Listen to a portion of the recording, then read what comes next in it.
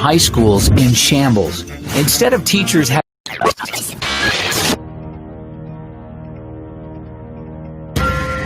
From the time an American child reaches the 6th grade, they are taught that the key to success in life is to do well in high school so that they can get accepted to the best possible college. The better grades they get in high school, the better college they will have an opportunity to get into.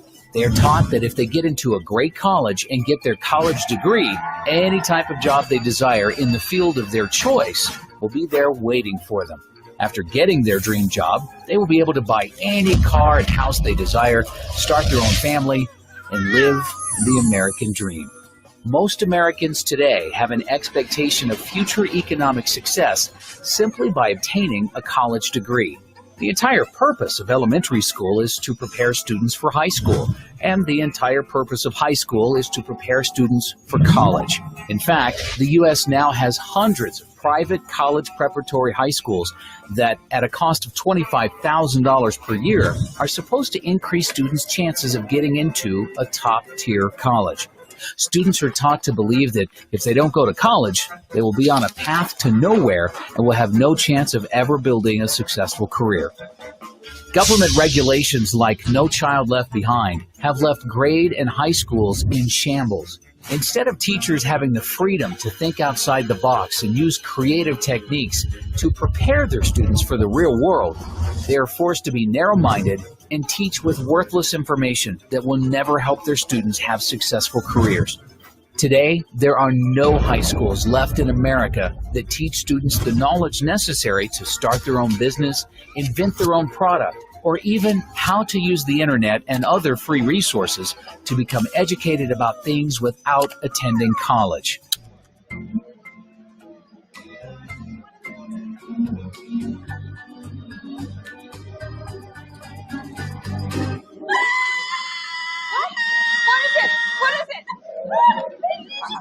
What?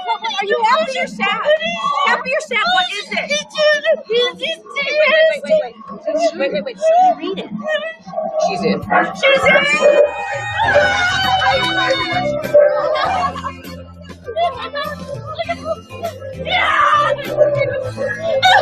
Clearly, admission standards have lowered significantly since I got in. Congrats, you're a dragon. Dear Sue Heck, it is our pleasure to welcome you to the East Indiana State Class of 2019. Now that's a sentence. This week, hundreds of thousands of students started classes at colleges and universities. And one thing is increasingly clear. By the time they graduate, most students are going to be leaving with a lot more than just a tacky polyester robe and a copy of Oh, the Places You'll Go that their tearful aunt got them. They'll be leaving with this. 7 of 10 graduating students left college last year in debt. The total bill due for students in America tops $1 trillion. That's right. Student debt in the US is now bigger than debt from credit cards and auto loans, and is second only to mortgages. Essentially, student debt is like HPV. If you go to college, you're almost certainly going to get it. And if you do, it will follow you for the rest of your life. Because legally, student debt is a special kind of debt. It is the most collectible kind of debt there is. It is non-dischargeable in bankruptcy. They will garnish your wages. They will intercept your tax refunds. They will sue you in court. Well, they won't stop there. They'll steal your wallet. They'll pawn your baby shoes. They will shrink themselves down to 2 inches high, hide in your pocket, and take that money back 1 dime at a time. Student debt has tripled in the past decade. It has surpassed Bob Marley's greatest hits album as the thing seemingly every college student has. How did this happen? Well, more than 90% of student debt is subsidized by the federal government. And it all started with such good intentions. Here is one of the federal student loan program's early champions. Poverty must not be a bar to learning, and learning must offer an escape from poverty. The federal student loan program has now swollen to uncomfortable proportions. One reason for this might be that in recent years, states have slashed funding for higher education by 23%. Public institutions have responded by raising tuition rates. forcing students to take out ever larger loans. Why else do you think the colleges have so many f***ing a cappella groups? They know they sound stupid. They just can't afford instruments anymore. Another consequence of these cuts has been that some community colleges have been forced to reduce capacity, leading to things like a nursing program in North Carolina with a waiting list just to get on the waiting list. Because that is what you need in the land of tobacco and barbecue, a shortage of nurses. But all this shows that people in this country, that they want to go to school to better their lives. And it is good that they have broad access to federal funds to help them do that.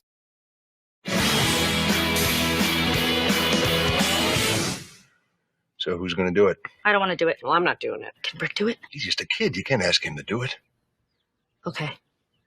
I will do it. What's more nerve-wracking than getting into college? Opening the financial aid package. Should I do it fast or slow? Fast. No, slow. No, fast. Oh, God, I can't remember the Band-Aid rule. Just open it! What's it say? What's it say? I don't know. Is this for 1 year or 4 years? Oh, my God, how can I go to college if I can't even figure out the financial aid letter? So you're on board. I see tuition. Yes, they're giving us everything we needed. We're poor! I told you we were poor enough. I never stopped believing. You know, if we'd have worked a little bit harder, none of this would be possible. Oh, I just love America so much!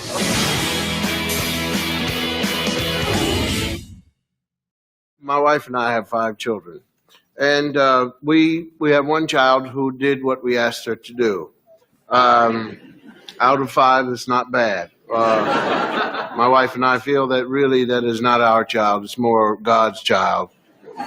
Because we really don't understand her. We understand the other 4 who feel that we don't understand them. And so the wheel goes round and round.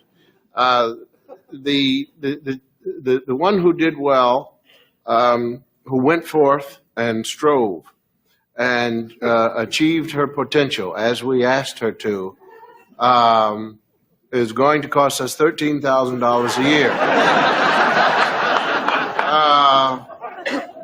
She chose a college which cost $13,000 a year. I quickly asked if she was going to be the only student. I couldn't understand where, Anyway, she had to take a test and pass it before I wrote the check. I offered her a $4,000 bonus to fail the exam. That's the first time she did not listen to me. $13,000 a year. 4 times 13,000 is $52,000. Add another $30,000 for incidentals. My daughter will cost $82,000 to pick up a degree in liberal arts.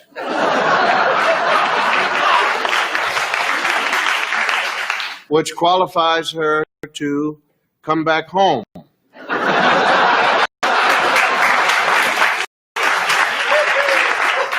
I don't like her anymore.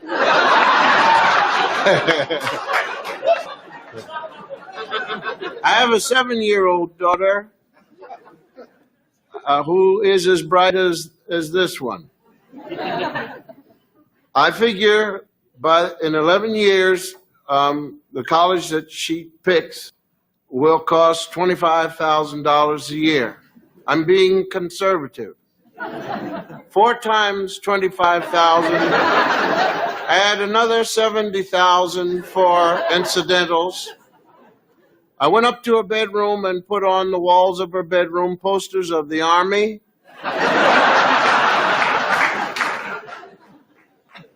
This stuff is getting out of hand. However, my wife and I are not satisfied because we are not very bright people. We have 2 other children who don't want to be anything. But we beat them up all the time. It wasn't until recently I found out they were trying to save us $180,000.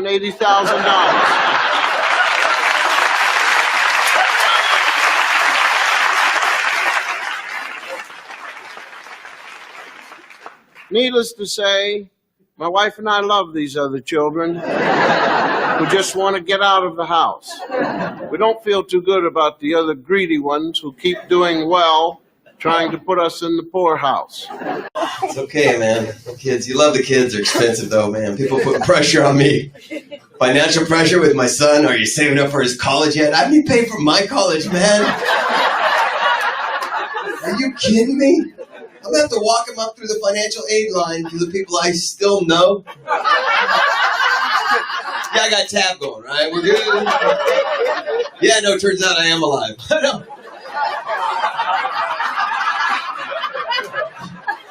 My Cats in the Cradle songs would be totally different, you know. Boing, boing, my son went to college the other day, but I still have my own student loans to pay.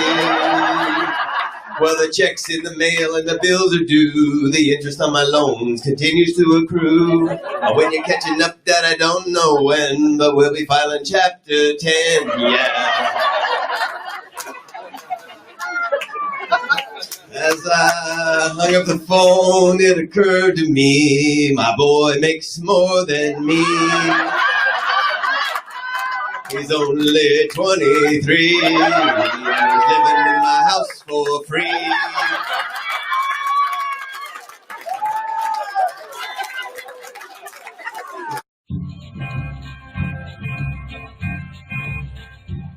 As a parent, you love your child and you want them to be happy, successful, and productive. You know that a college education is one of the keys to accomplishing these goals, and you're willing to sacrifice financially to help them obtain it. At the same time, you're concerned about how you're going to pay for it and what the impact will be on your finances and your retirement savings. Here's a secret that most families don't know.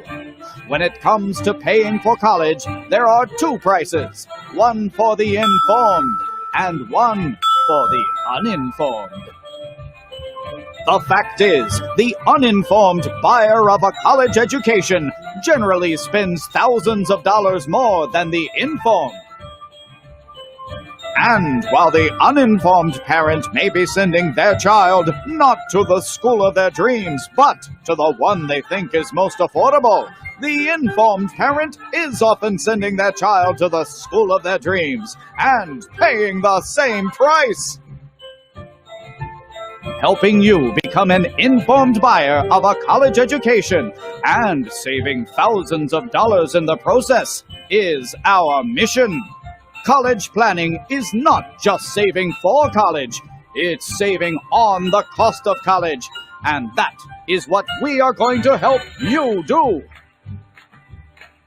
It's all about knowing the ins and outs of a very complex topic and how to apply the secrets of college planning and funding to your circumstances so that you don't pay $1 more for college than absolutely necessary.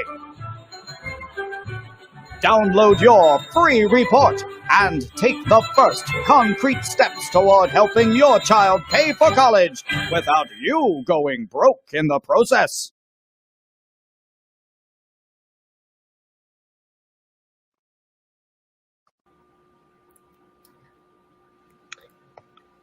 Good evening, everybody. Welcome to tonight's presentation on save on, not just for, the cost of college. Tonight I have with us Barbara Miller from the Greene Education Foundation. Barbara and I go way back. I've known her probably for over 10 years now, back when she started working for J.J. Greene, who the foundation is named after, and who unfortunately passed earlier this year. But she carried on his work in the name of JJ, and I think she was the heart and soul of JJ's team when she was there. She helped families save tens of thousands of dollars on the cost for college and guides their students to their dream school.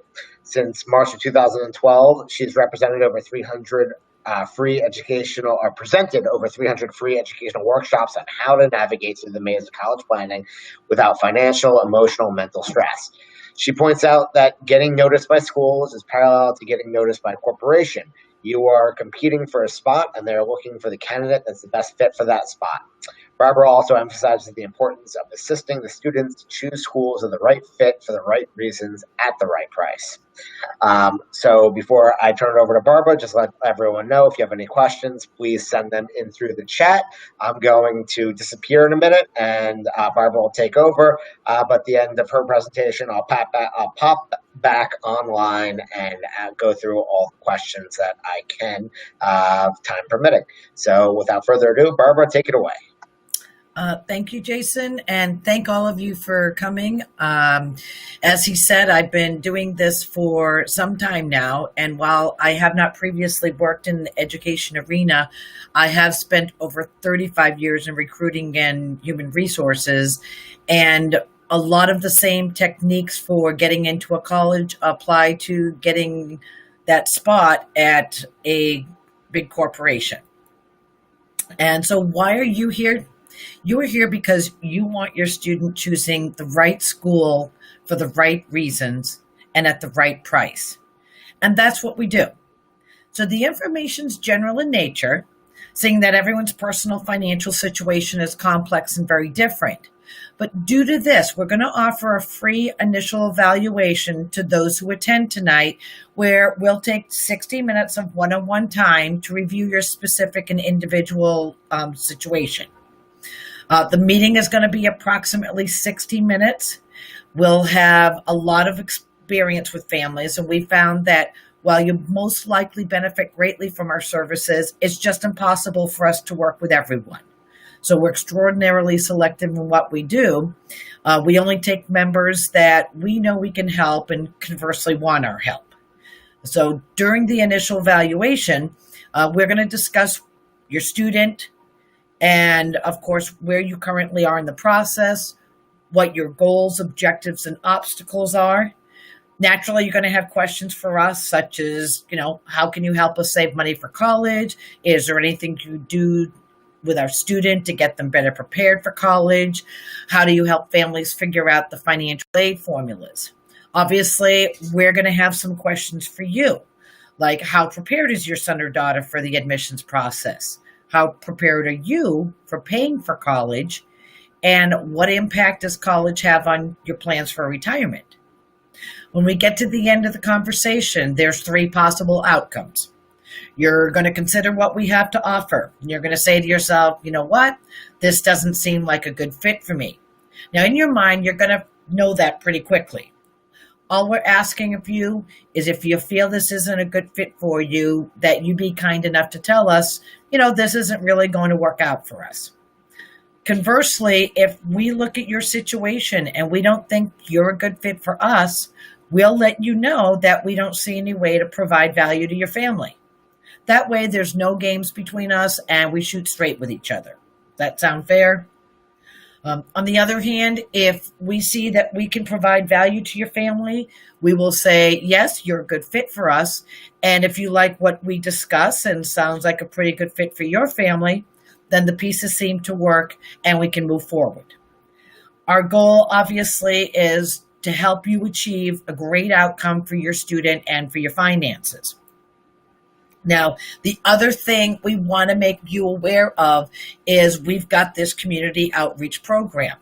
And we're trying to do these workshops and educate people as much as humanly possible. So if you enjoy the information and you're part of a company or a group or organization, PTA, band membership, or anything like that, where you got a group and you want us to come out, just bring that to our attention too. We'll arrange that for you as well. Okay, so let's start. We've got a lot of information to cover. This is literally a course that we've taught at the community high school or community college. And usually it runs somewhere in the neighborhood of about 3 hours. So we're going to condense that down. I'm trying to get you guys finished and out of here in about 60 minutes. It's going to be a lot like this poor lady. And in the course of doing that, I'm going to ask that you keep questions at a minimum so that we can get the most information out to everyone here so that everyone walks away feeling that they're better informed about the college planning process and how it works than you were when you first got here. I will be specific about the important parts and tell you what to write down, what information you will need moving forward.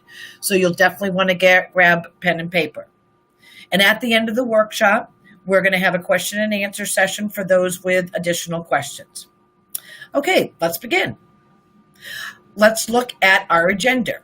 We will discuss the current college cost landscape, the college funding, retirement savings dilemma, covering the basics, tips for reducing college costs, costly mistakes to avoid, and your next steps. Every family you see is unique. And over the last 8 years, 12 years, we've had several families that even have had twins and even a set of triplets. Some of these you wouldn't even know they were in the same family, let alone the same womb. And that's why there's no cookie cutter way to proceed.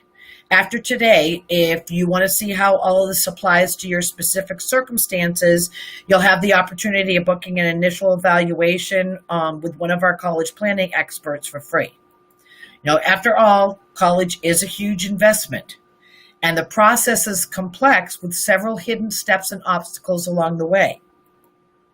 So let's start by discussing the current college cost landscape.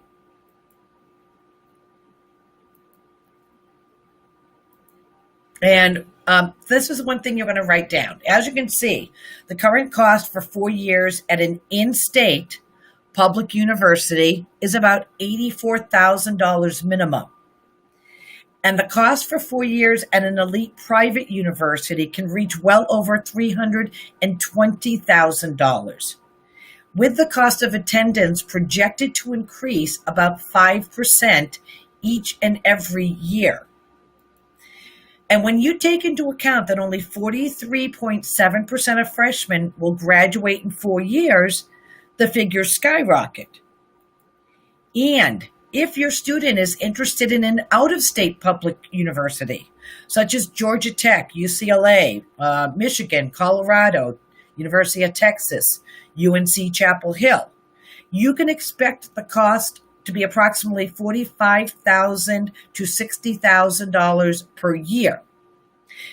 And these schools are aware that they're popular and don't need to offer scholarships or money to entice students to apply or to attend. And they do not give any need-based aid to out-of-state students. And keep in mind, this is all for one child.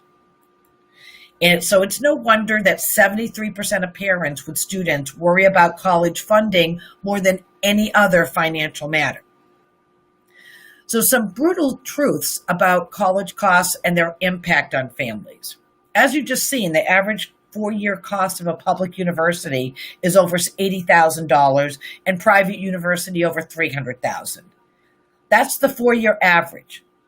Only about 43.8% of freshmen graduate in 4 years. So today, a family can easily exceed college costs of $250,000 for one child. And to bridge the gap between what parents have saved and the cost of college, more and more families are taking on more and more student loan debt. So student loan debt in this country has passed credit card debt. As a matter of fact, I actually looked it up right before tonight. Student loan debt is over $1.8 trillion, and credit card debt is just over $882 billion. Yes, that's $1.8 trillion, and yes, more than double that of credit card debt. So this leads to the college funding and retirement savings dilemma. So paying for college is a very emotional concern of parents. You love your children, you want them to be successful, and you're willing to sacrifice for them financially. Many parents do, even to the point of jeopardizing their retirement nest egg. So you want to write this down. At this time, you're most likely juggling two financial balls: paying for your house or your mortgage, and saving for retirement.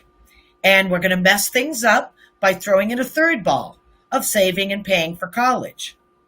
Now, are you going to be able to accomplish all three? Or are you going to be forced to choose and end up like these parents? Now, we are here to make sure that you don't put your retirement savings in jeopardy. We want you to avoid this at all costs. So you need to work on a plan to be able to afford all of these without sacrificing any of them. The good news, most people think, and most professional advisors included, that college planning is just saving for college. So in fact, and write this down, good college planning is all about saving on the cost of college. And when it comes to college planning, while we're consistent in the strategies we use, there is no one-size-fits-all solution. Your family will use a unique combination and blend of strategies. And if you know the ins and outs of the process and better understand it, then you can work within the framework. You can also turn the process around so that you manage it and that you can take advantage of the process as opposed to the process taking advantage of you. Now let's get to the basics that you need to know. So let's start with some key terms. What you're going to see before you is the basic formula for financial aid. And we speak in acronyms, or as I like to say, alphabet soup. So here's the big formula. Write this down. COA, which is cost of attendance. This is the retail sticker price. Each year, every school must supply the Department of Education with their published retail price. And the cost of attendance, covers hard costs and soft costs. Now, hard costs are those costs that you're going to be billed for typically twice a year by the school, tuition and fees, dorm, meal plan, and health insurance. And I include health insurance because the school will charge you for that if you don't show that your student's on your health insurance plan. Soft costs are variable costs such as books, supplies, transportation, and miscellaneous. Now, this is the worst case scenario. We do not decide on what schools will be affordable based on the cost of attendance. Relax, I'm going to show you how to calculate what your cost will be, and that's the number that you need to know. And that number is called your expected family contribution, or EFC. So you want to write that down, EFC. It takes into account parents' incomes and assets and student income and assets. Rolls it into a proprietary formula, similar to the FICO score for your credit. And then weigh your income and assets in different ways, and same with your students' income and assets, to determine what they believe is the amount of money that you as a family can afford to invest annually in education. Now, the one little good news is that is not per student, but per family. And then, of course, the formula is cost of attendance minus family contribution, and what's left is your remaining financial need. Colleges are going to use the EFC to determine your eligibility for financial aid. And the CEFC is the minimum you're expected to contribute towards college costs. Here's an important fact. You didn't hear me mention anything about debt, such as your bills or car payments or credit card debt or taxes you may owe. None of that. It's based on your income and assets. Now, when you've established that you have a need, doesn't mean you're getting anything. Schools are not required to cover your need. So there are three critical questions to which you need to know the answers. So write this down. The first question is, what percentage of need does the school offer? Ideally, you're looking for a school that's offering 100% of need or close to that. And as you can see in this example, although we have financial need of $7,000, the school does not meet all of your need, leaving some unmet need. And who pays for that? If you guessed you do, you're right, you do. And the aid does not have to be gift aid. Many schools factor student loans and even Parent Plus loans. So write this down. Here's your second question. You need to ask, what is their breakdown between gift and self-help aid?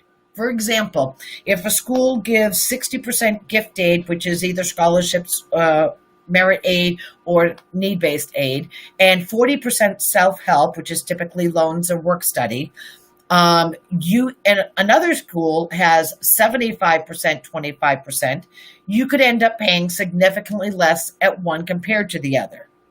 So your real cost on this, or out-of-pocket cost, is the sum of your expected family contribution of $15,000 and your unmet need for a total of $16,500. And yes, I did the math for you, and the next slide I'm going to do the math too. So the other school is a private college, and its cost of attendance is almost triple that of the public university example. But we do the same thing. We're going to subtract the EFC, and we come up with the financial need, which naturally, due to the difference in cost from the public university example, is much higher. But look what happens when you see the aid package. The entire financial need is met. So you see there's no gap. No gap to add to your cost of your EFC of $15,000. So you actually end up paying less at a private university.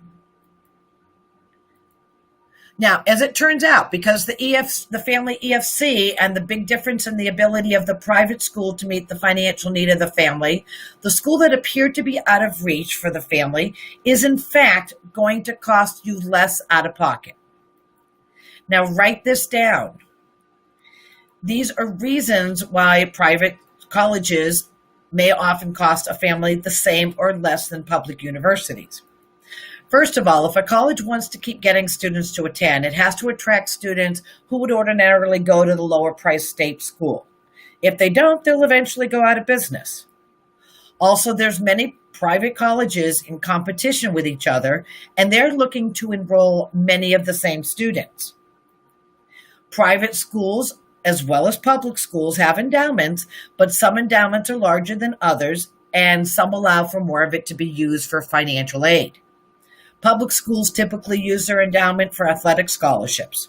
Private schools use their endowments to offer more money to the students they want, and they can use more of it in a bidding war. And because private schools use more of their endowment dollars for financial aid than do public universities, and because it's their money and not the state or federal government's money, they don't have to follow the same financial aid rules.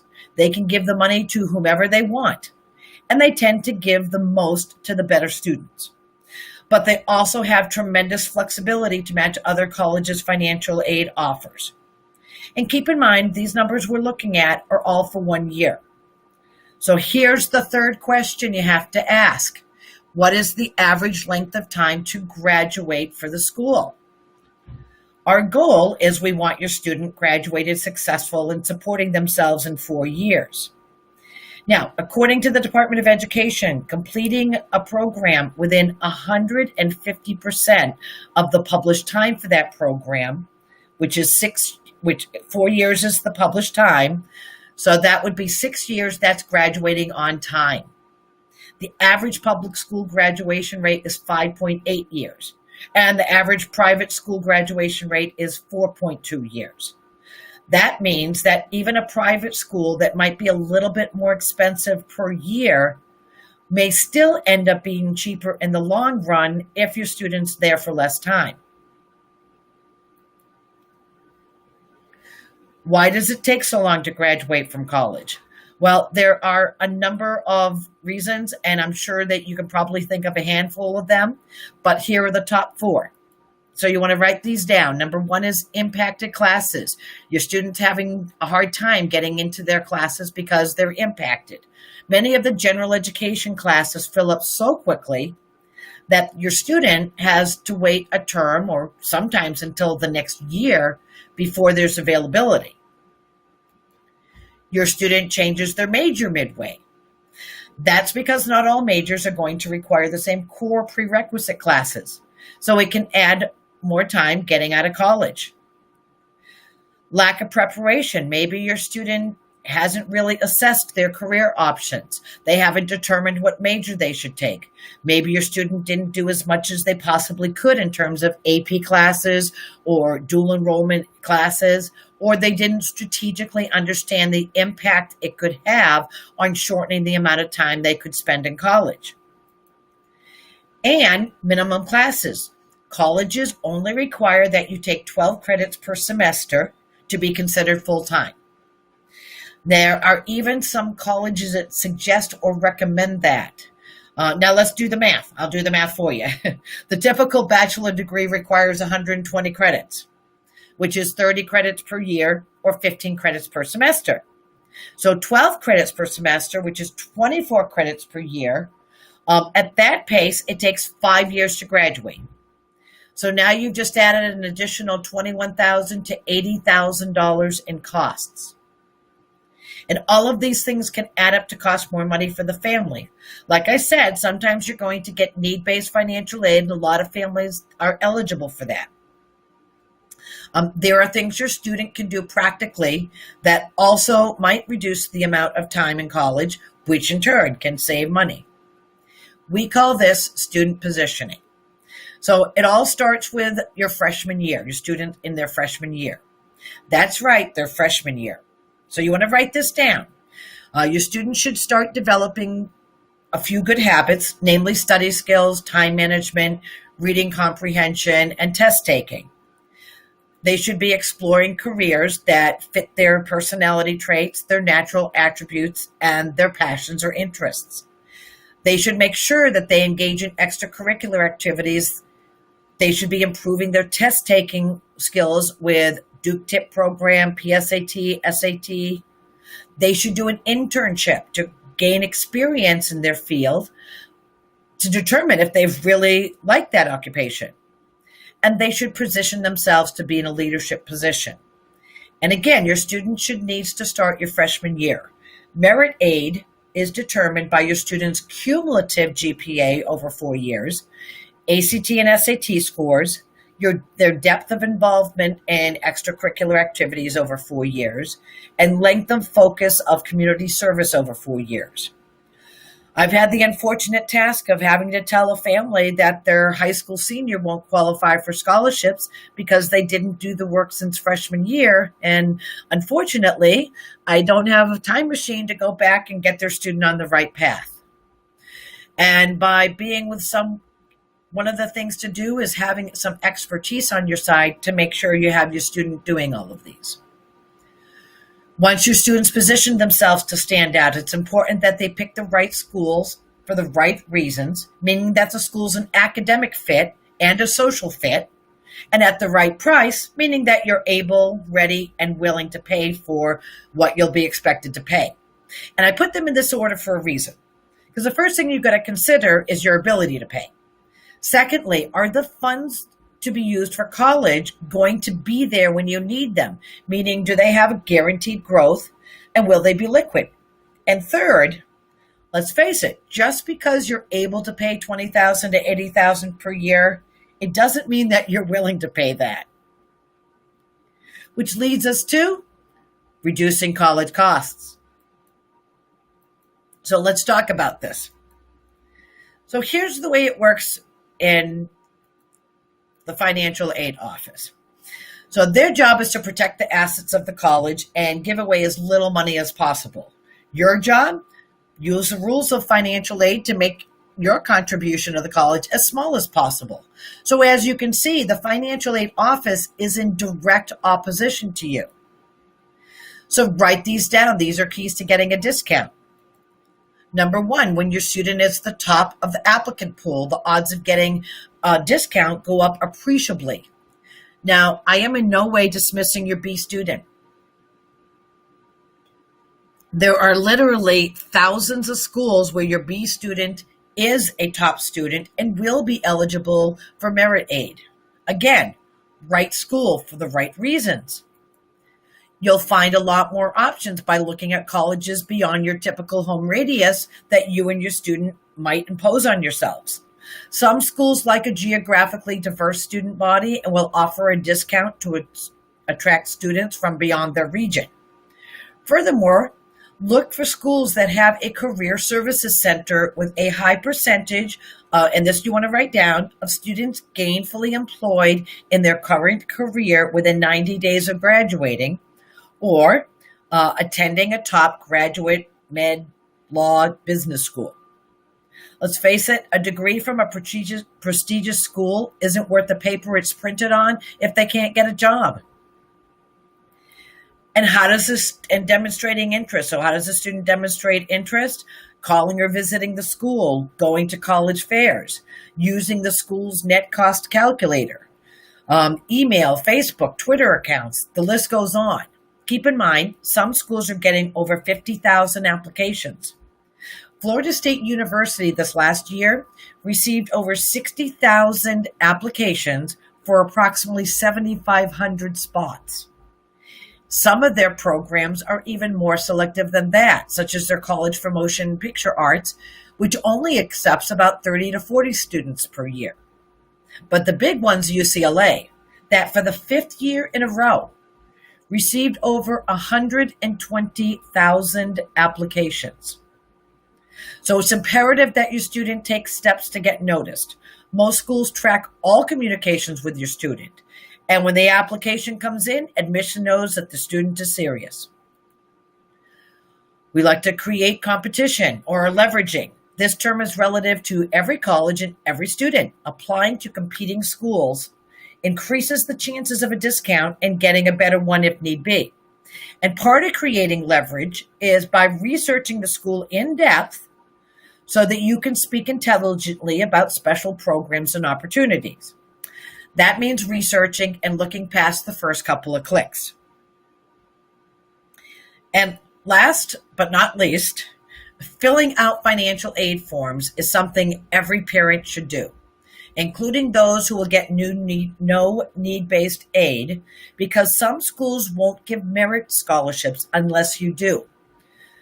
For example, to be eligible for any scholarships at University of Central Florida, you must complete the FAFSA, even for the Pegasus Scholarship, which is one of their top merit scholarships.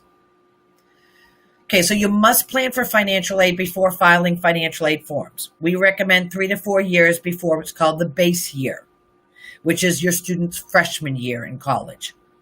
And you're going to be preparing for that, obviously applying for financial aid your student's senior year in high school. Because once you submit the FAFSA profile, you significantly curtail your ability to increase your aid eligibility based on the EFC. Even though you can appeal to financial aid administrators at the school. So write this down. Here's what you need to know in advance. First of all, you need to determine ahead of time what forms are required by the schools.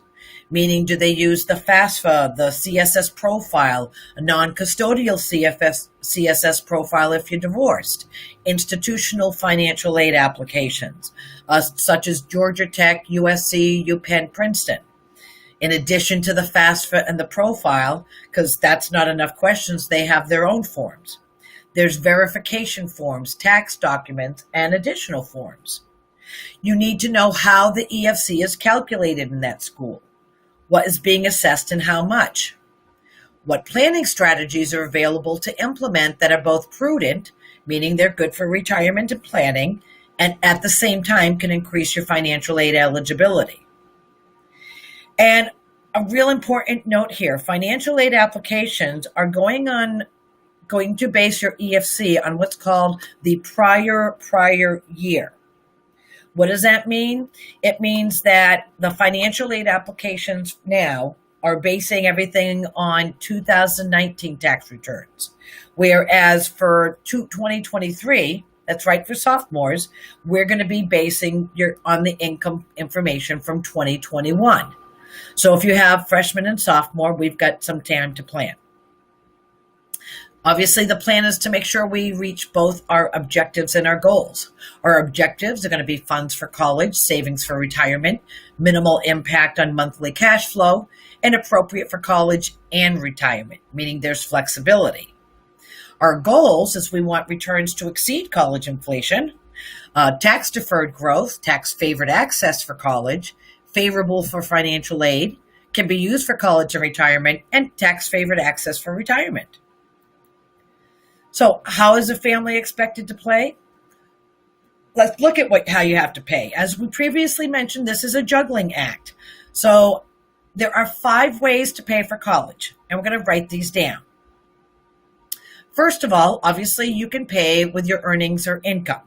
This means that you'll need to examine your budget in advance to determine how much of your pay you can devote monthly. Where are you going to find that money? You're going to eat out less often, eliminate some weekend getaways. You need to figure this out in advance. You can take it out of your cash, your investments, your piggy bank. The bad part about this is that the dividend will show up on your tax return and artificially raise your adjusted gross income for that year, which will raise your EFC. But if you do this before your base year and you put it into an account that's out of the financial aid formula, that's a win-win. Use your home equity to pay for college. Again, this will artificially raise your AGI, your adjusted gross income, and in turn your EFC. But again, if you do this before your base year and you put it in an account that's out of the financial aid formula, it's a win-win. Loans, your student is eligible for student loans each year. $5,500 freshman year, $6,500 sophomore year, and $7,500 junior and senior year. I know that's not much, but that's it for the student loans. You also need to figure in the interest, because even though the loans are deferred until the student stops matriculating, that means going to school, the interest still accrues. And if you don't pay the interest quarterly or annually or whatever, it is added to the principal.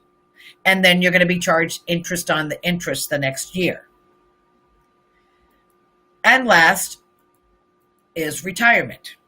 Now, we list this as a way to pay for college because there's always someone that comes up to us afterwards to ask.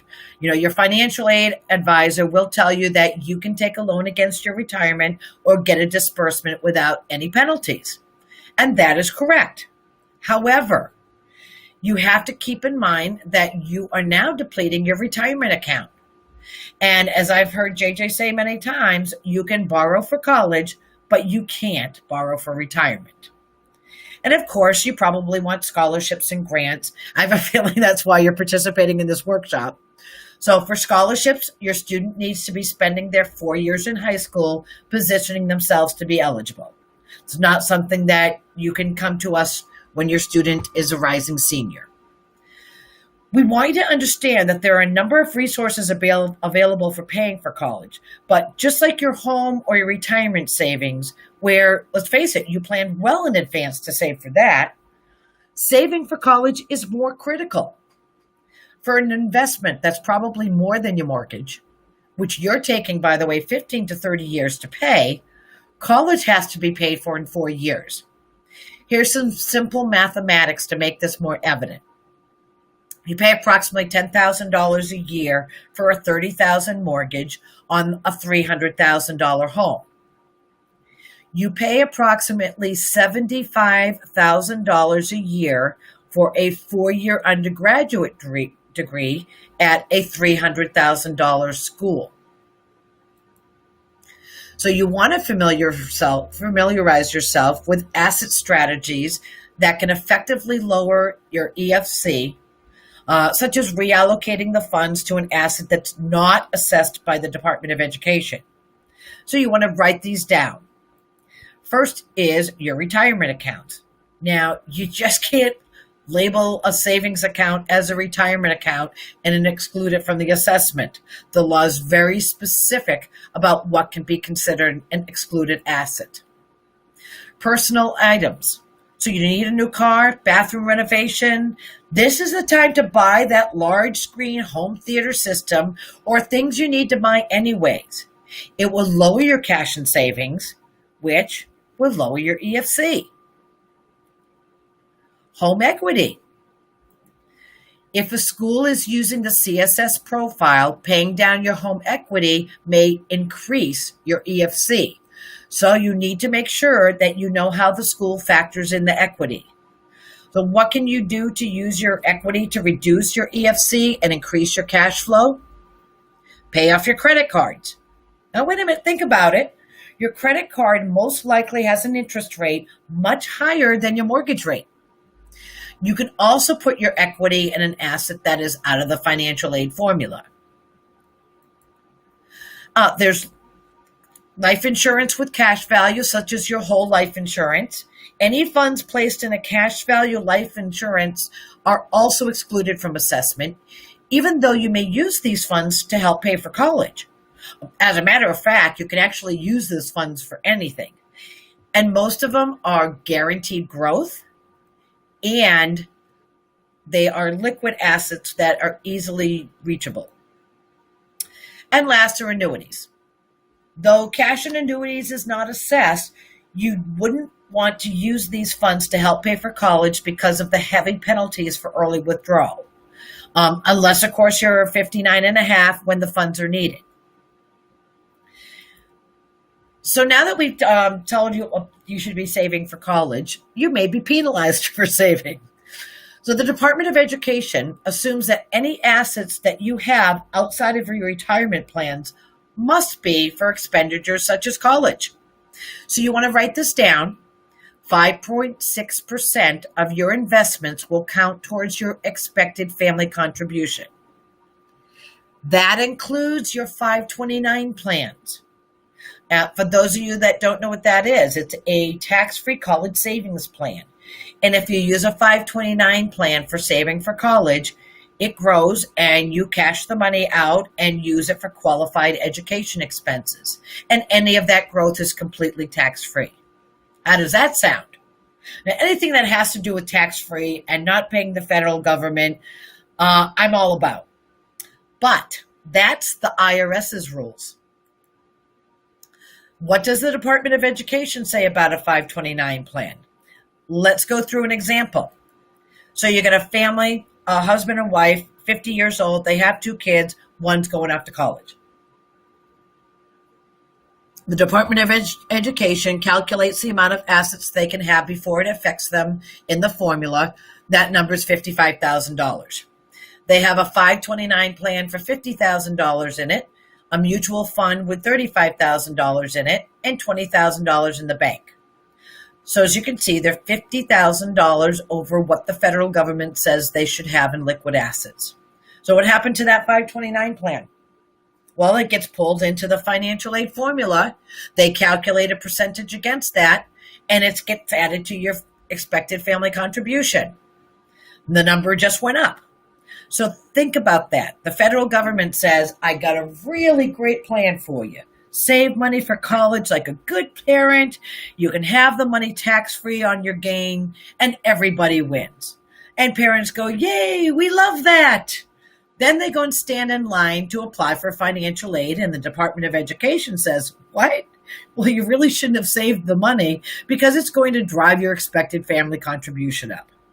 So this is just one of the situations where understanding how they come about with their formula and calculating how it affects your EFC will benefit you. And I mean by doing this in advance.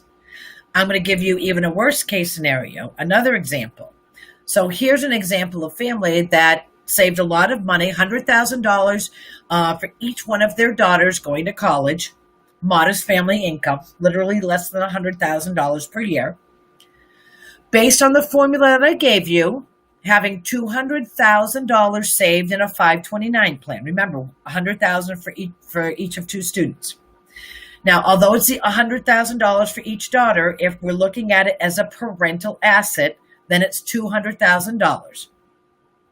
It literally was going to cost them $11,000 a year in aid, or $44,000 because they put it in this one account. Now, we're going to take it a step further, that second half of it. One of the private schools that they were looking at moved the asset, because it's their rule, remember, out of the parent's name and put it in the child's name. Why'd they do that? Well, who's the 529 plan for? The student is the beneficiary of this asset, right? So the college says, no, I don't care what the Department of Education says. This is an asset for the student to go to college. So the formula says that a parent signs the 5.6%. On the student side, the assets are calculated at 20%. So 20% a year times 4 years equals $80,000.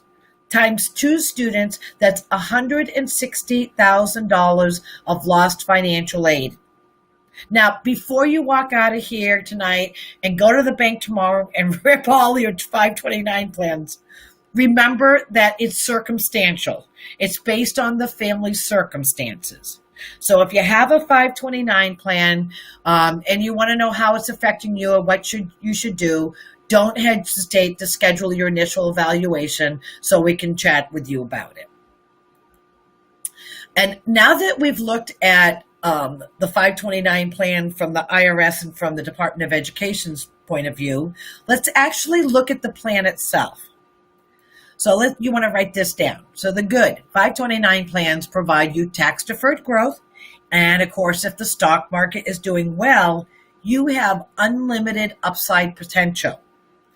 And you can contribute up to $418,000, that's $418,000 per beneficiary, which of course is well over the $320,000 for undergraduate study. And it can be used for a private high school or graduate school, medical school, law school, business school. The bad is you can only make changes once a year. So if you're invested in a product that goes down, there's nothing you can do until your anniversary. Plus, 529 plans can only be used after all other options, such as merit aid, grants, tax credits like your American Opportunity Credit or Lifetime Learning Credit. And it has to be used after Florida Prepaid. And the ugly, well, obviously, if the stock market goes down, you have unlimited downside potential. As we discussed, 529 plans are counted against you in the financial aid formula at 5.6%.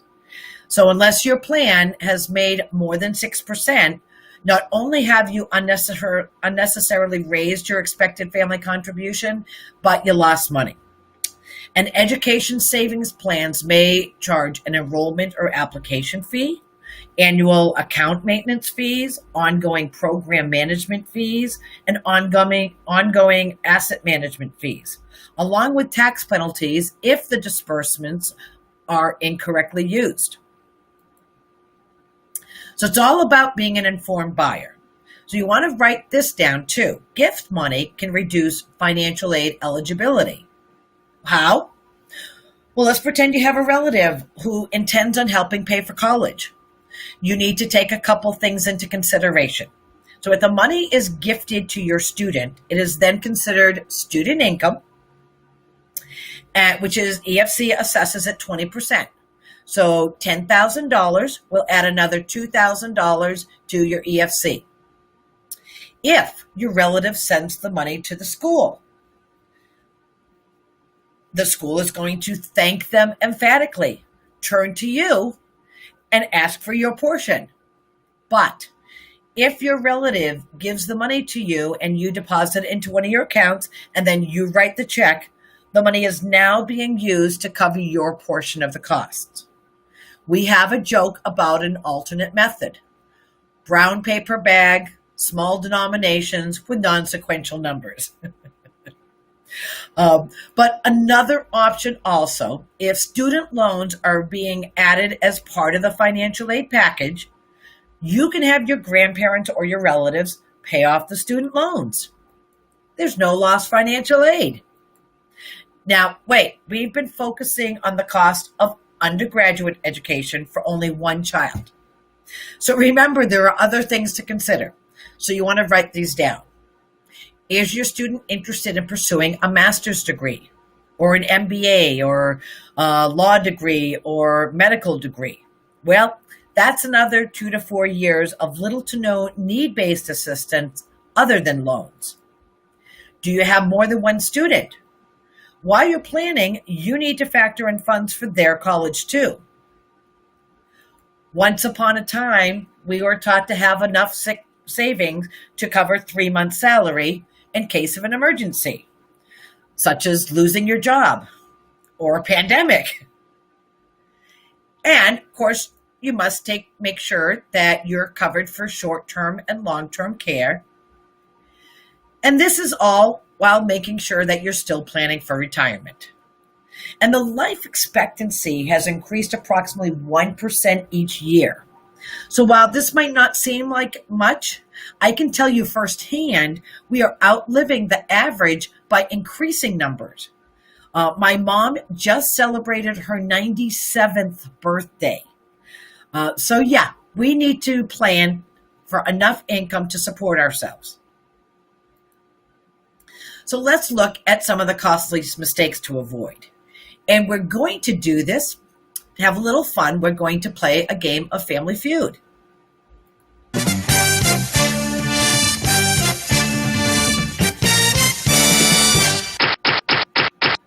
Okay, so you'll want to write these down, but the top 5 answers are on the board.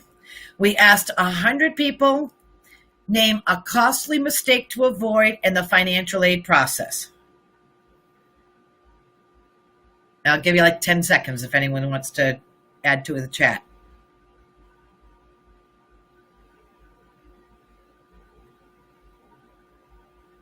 No? Okay.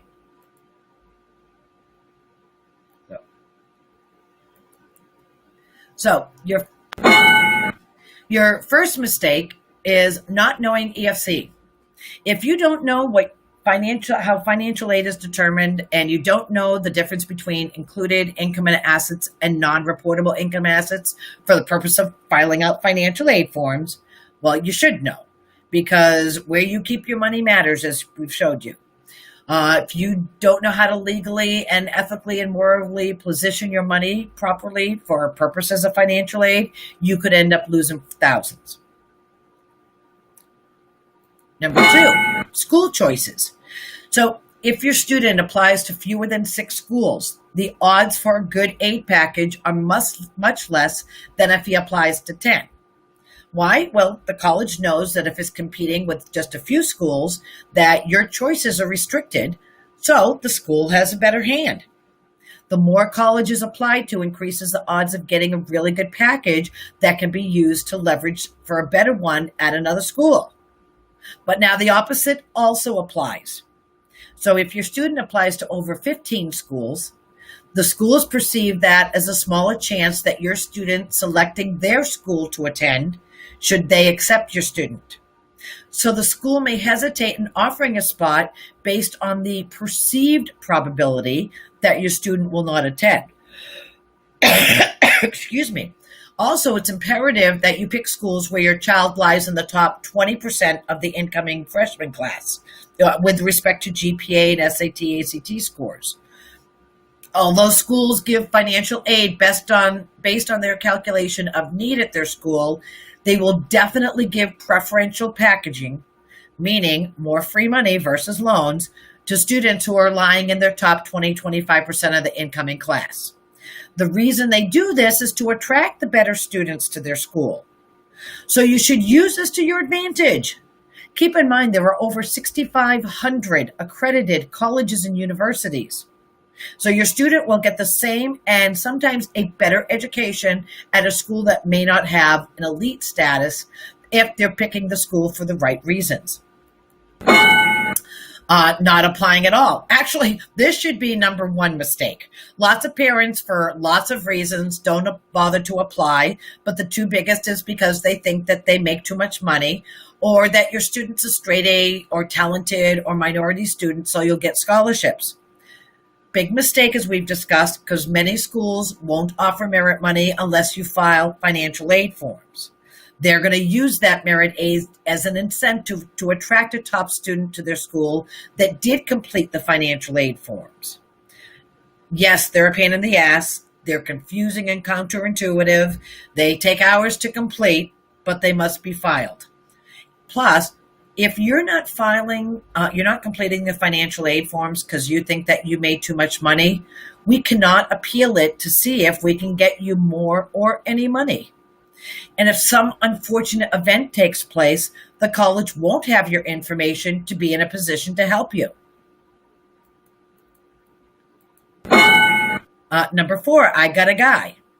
Unfortunately, CPAs and tax preparers are experts at tax planning and preparation, not financial aid planning. For example, a CPA or tax preparer might suggest you put some or all of your assets in your student or your child's name to save money on taxes. While this advice, just so you know, is fantastic for reducing taxes, it will usually kill most or all of your chances of getting financial aid. Also, CPAs and tax preparers are not trained to fill out financial aid forms. In many cases, they'll unknowingly fill out these forms improperly, and even minor mistakes are often expensive ones. And 5, taking the first offer. Do not respond to a college that sends you a financial aid package first. Instead, wait until the financial aid packages from all of the schools your child was accepted to have arrived and have been evaluated for fairness. We've seen it happen way too often where your student will get a financial aid award from their first choice school and accept it before other financial aid awards are in. So let's pretend that your student gets a financial aid award from their number one school for, say, $35,000. You keep getting financial aid awards similar and maybe even a little more, but you follow our advice and you wait for that last award, which just happens to be your student's least favorite school. Except the financial aid award is for $50,000 and the two schools are in direct competition for the same students. That aid package can be used as a bargaining chip to get a better deal from your student's first choice. Keep in mind, the money is reserved for your student until May 1st, which is decision day. So your strongest leverage sometimes can be a competitive package from a similar caliber school. Now, we have talked about one of the reasons families don't apply for financial aid is that they believe that your income is too high. So what if that is actually the case? You make too much money. Well, there are a couple of things that you need to know about that. First of all, the school can't see your ability to pay, which is revealed through the financial aid forms. They have no other way of knowing what your family's financial situation is. Let the school see the others you have applied to. Works in your favor with leveraging schools against each other to have them sweeten the pot. And as I've mentioned several times, there are a number of schools where you might not be eligible for need-based financial aid. Your student would be eligible for merit-based money, and you wouldn't get it if you did not fill out the financial aid form. And remember, just because you can afford the cost of attendance doesn't mean that you want to pay full retail price. So with some inventive strategies and planning, you can make your money work for you to provide you with funds for college. So first, this is going to require a full cash flow and financial analysis. So you want to write these down. Some of these areas where you can take advantage of financial aid rules are savings, making sure that you're using appropriate investment vehicles. Your cash flow. By analyzing your budget, sometimes you can find an extra $300 to sometimes up to $1,000 per month that can be allocated for college funding. Your income and asset planning. Bonuses or dividends, which will artificially raise adjusted gross income, can be used for college. Business owners. Now, business owners, if you're a business owner, definitely schedule an initial evaluation because there are several strategies that apply to business owners. I could probably hold another hour workshop on that. Your tax planning. You may find yourself in a situation by understanding the tax rules where you can actually be able to save money for college through tax planning or what we call a tax scholarship.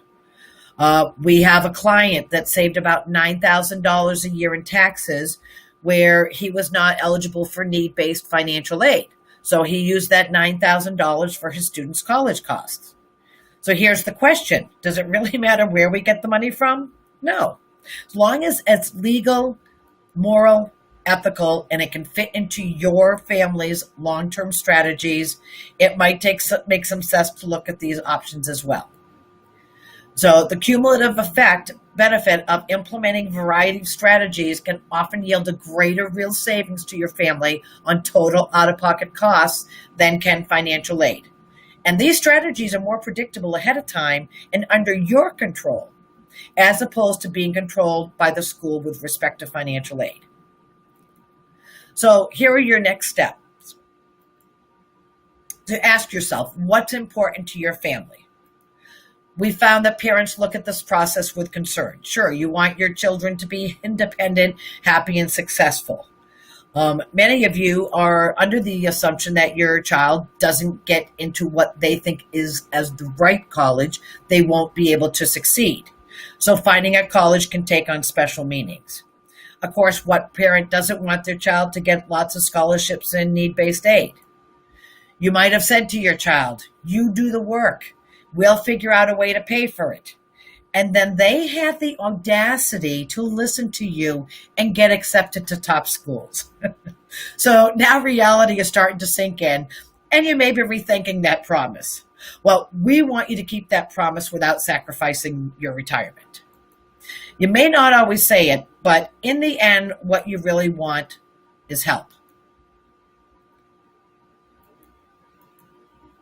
So the cost of going in alone, you might ask yourself, well, couldn't we just do this ourselves? Absolutely. Just as long as you are willing to become an expert on the admissions process and an impact on financial aid, as well as the thousands of pages of rules and regulations required to take full advantage of the process.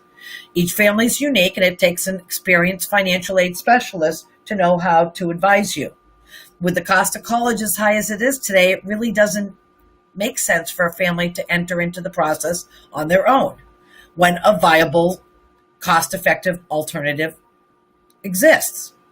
So you should consider the advice of a knowledgeable professional who can help you through this process and make sure you get everything you're entitled to.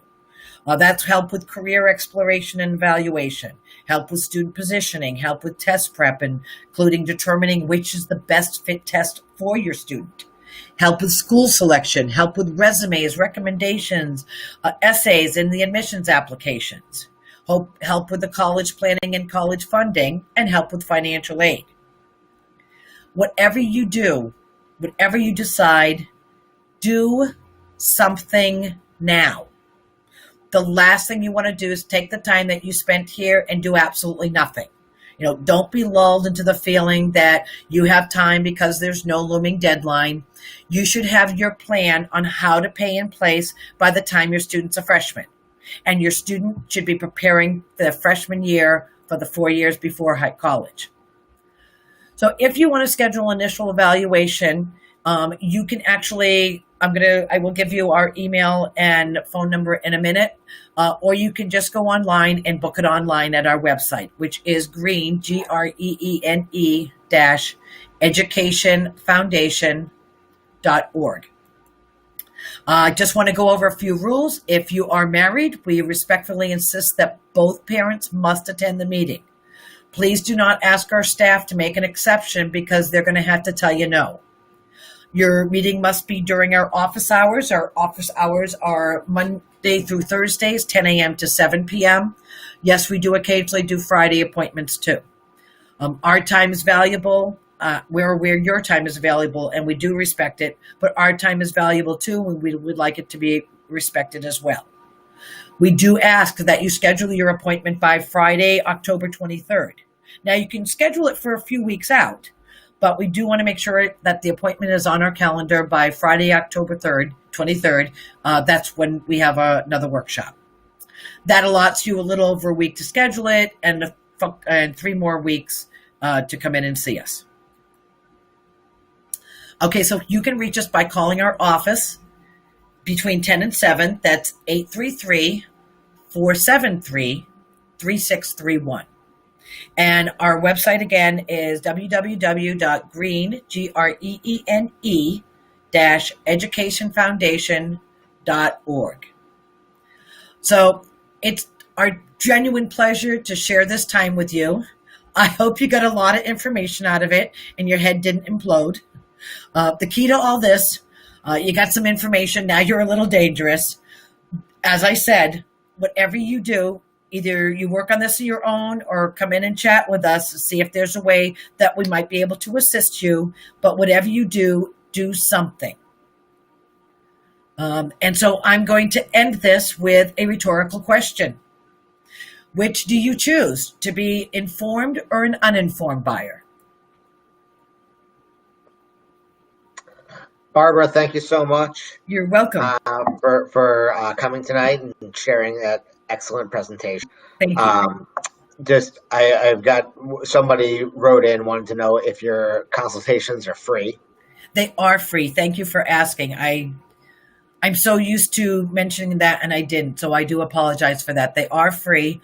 If you want, write down the number again. It's 833-473-3631. I will have, if you will provide us your name and email and phone number, I will make sure that our staff calls you either tomorrow or Monday. I think we have that information for everyone. Oh, well, Kelly and the kids, thank you. Does anybody have any questions any general questions? If you have questions that pertain to your specific individual situation, that's why we have the free presentation or the free consultation.